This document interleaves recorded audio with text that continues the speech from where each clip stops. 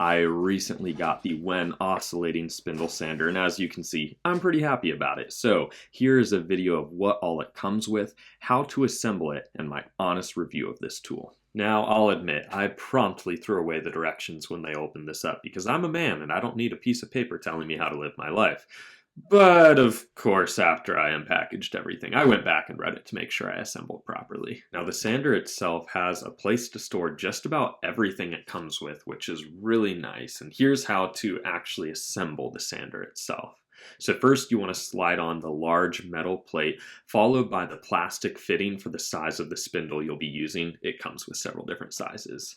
Next, you can insert the spindle itself and then add the appropriate washer size, as it also comes with several different sizes based on the spindle, followed by a lock washer, and finally the lock nut. Now, the first time I assembled it, I tried sliding the sandpaper on last and it was really difficult, but if you put the sandpaper on the spindle before locking everything in place, it goes on super easily. So here's what it looks like after everything is assembled. Now, I tested it out with several different species of wood, including various hardwoods, and here's my initial thoughts about the tool. Let's start with the pros. The first is that this tool just feels really sturdy and really solid. I definitely think that it's something that's going to last for a while. The second pro, and probably the biggest surprise of this tool, is the dust collection. The dust collection was super solid. It made a huge difference just attaching a small shop vac, and with that shop vac connected, which was really simple, I think it connects to most size fittings, there was barely any dust from this. The third pro is the sanding performance itself. It was really smooth, it was easy to glide along the edge and get a nice surface, but if you held it in place on a piece of wood for just a few seconds, it could also remove a lot of material really quick, which you actually have to be kind of careful of. But overall, I think it can get a lot of sanding done quickly and produce a solid and smooth surface.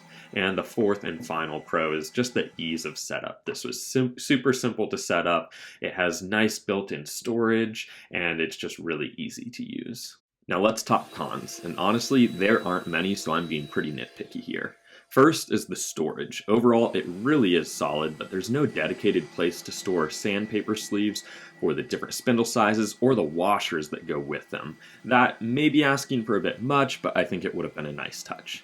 Now, the second and only other con I have is that it's not variable speed. Now, many spindle sanders don't have this feature, and considering it's already really affordable for what you're getting, it's hard to complain.